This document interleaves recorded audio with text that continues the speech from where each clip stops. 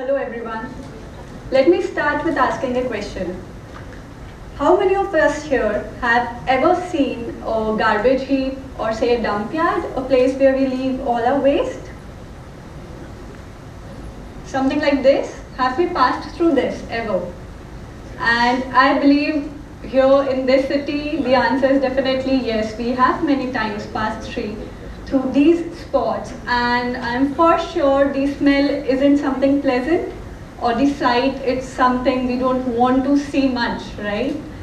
And I wasn't ever mindful of this spot or these kind of heaps unless and until I moved to a new city where I was passing through this particular picture is from that spot. I was passing through this spot twice in my day while commuting to my home. And always I had these questions like, who's putting the waste here? Why aren't the authorities tackling it? Why isn't anyone cleaning it further? The questions were just questions because it wasn't getting anything smaller, it was just growing and expanding.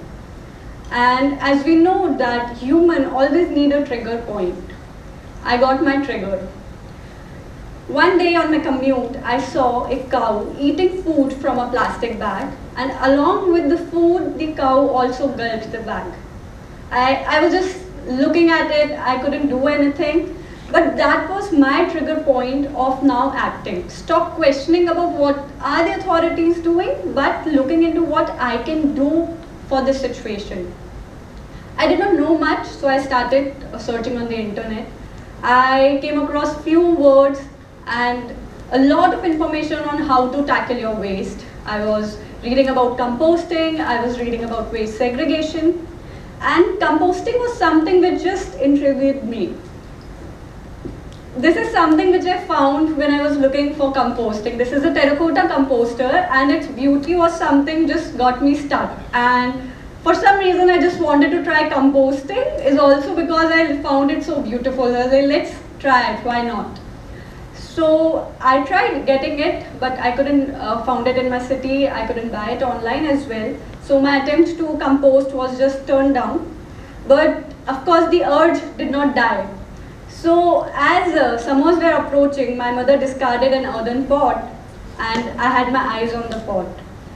The material of this composter and the earthen pot was of course the same. So I thought, why not experiment and let's see if it works out. Here I am with my two earthen pots. The experiment did work out, the composting was successful, and I was really proud of it. At this moment, I was tackling my kitchen waste to a greater extent and also harvesting compost from these pots. That compost was applied into my garden plants.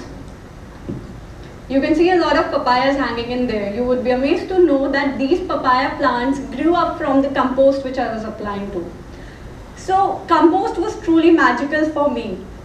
I was actually turning the waste in my household, the kitchen waste, into black magic gold.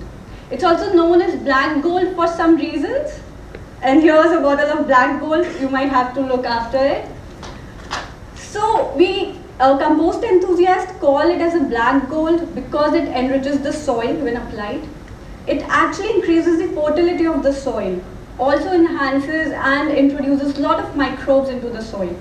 Not only they result in healthy plants and fruits and vegetables, flowers, but also the microbes in the soil are responsible for sequestering carbon from the atmosphere. So with one step of composting, I wasn't not only taking care of my plants and waste, but also helping and contributing to the ecosystem to a certain extent.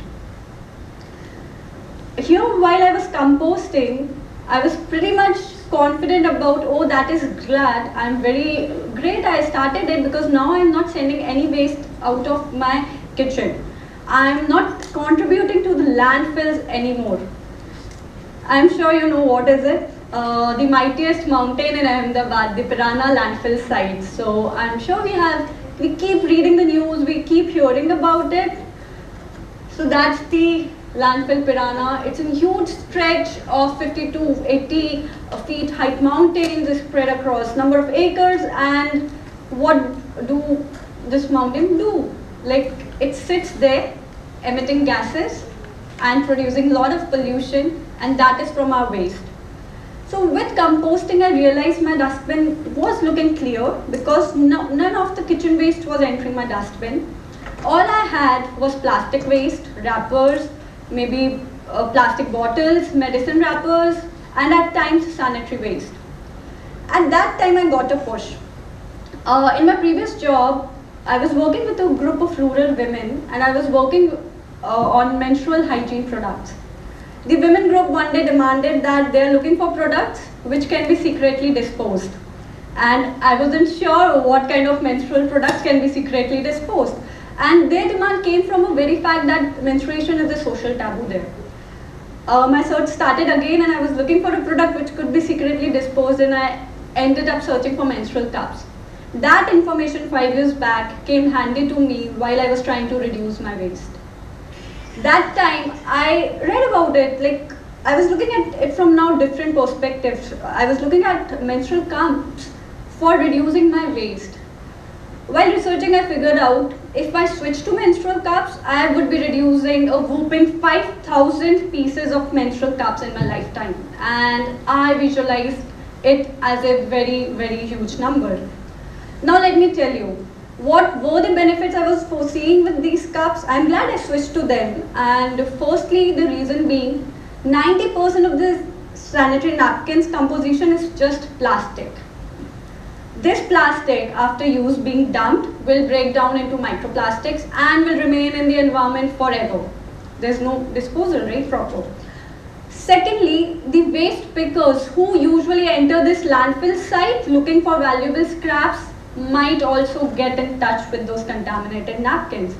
That's of course a painful and a sad visualization, but that was the second reason. Thirdly, I was taking care of myself by stopping my exposure to plastics and toxins. So just recent research published shows that there are a number of toxic chemicals in a sanitary napkins which are present in India. And strangely, there are a few organic brands as well which claim to be organic are also found full of these toxic elements.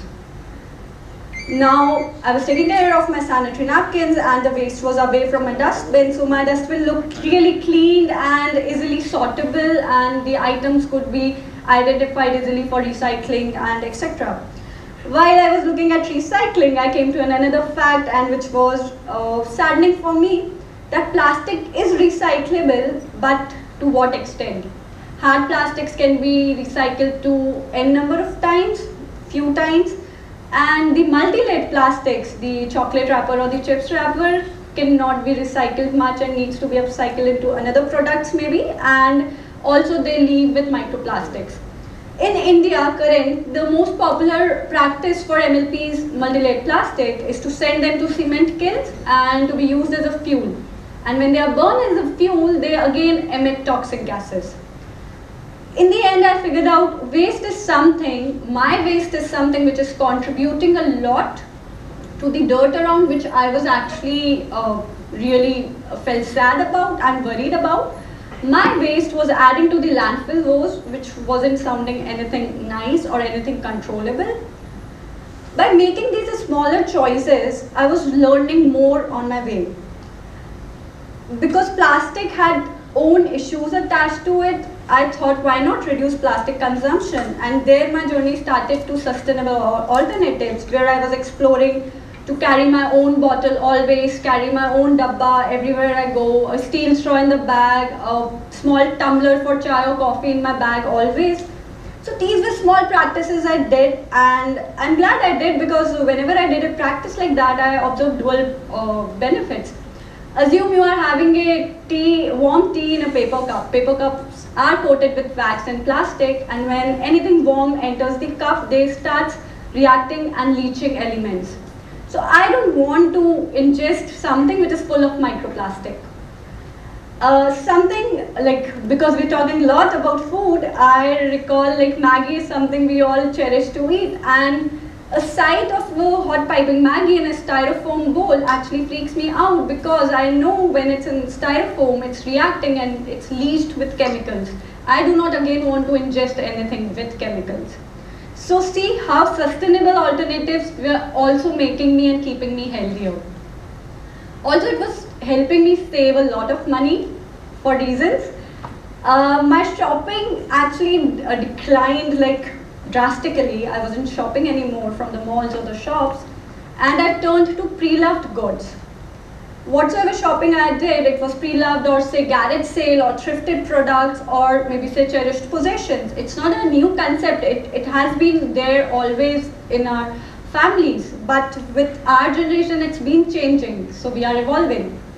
So these smaller practices were helping me to be waste free to some extent here, right? This was because I was being mindful of my waste. I thought to do something and try something. I initiated a waste collection drive in Ahmedabad, where in just 7 days we could mobilize 180 kgs of waste, which comprised of e-waste, plastic, food waste, torn food waste, clothes, and n number of things. That was the time I realized waste is something which is being produced at each and every household in an enormous amounts and being disposed very irrationally. But why this question? Let it go, landfill is there, landfill is taking care of the waste, why do we have to worry about it? Recent studies shows the landfills are emitting gases, greenhouse gases. The colored one shows a cloud of methane through a satellite imagery just above a landfill. So landfill is there, of course, there is a purpose it's serving, but it's also contributing to a lot of climate change. Our waste is contributing to a lot of changes in our planet. These greenhouse gases are warming up the planet. Also, along with these greenhouse gases, another toxic fluid is released in the landfill. It is known as leachate. Leachate is a brown, dark liquid which penetrates down to the soil. It's emitted in the whole process, biodegradation process of all the waste lying in the landfill, and it leaches down to the soil. When it enters the soil, it also penetrates down to the groundwater, contaminates the groundwater and also the rivers. In many cities in India, there are landfill sites just besides the rivers. So, do you see the connection here? The soil we grow our food, the water we use to irrigate our food, and that water in that soil is contaminated with the waste we have produced at our home, right? So here, bringing to you all the just simple understanding of the waste cycle and how our waste generation is impacting the whole food cycle in the longer run. Summing it up here, I'm not an expert in any of these topics. I'm not a founder anywhere, and this isn't a success story. But I bring this to you here with the thought that if I can do it alone, it's not making such a huge impact, but if we all together start thinking about some kind of mindful consumption and mindful disposal, there's a huge impact which we can see around us. So here I will end with something. In the land of Gandhiji, Mahatma Gandhi's statement says that there's everything here in this planet for the need of people, for everybody's need. But this won't be much if everybody's greed, right? So I end it here, and this is a thought I leave you with to decide whether you want to take some of these practices up in your daily life and contribute to the climate change, and not just the talks, but practice it yourself and live those moments and contribute in a bigger way. Thank you.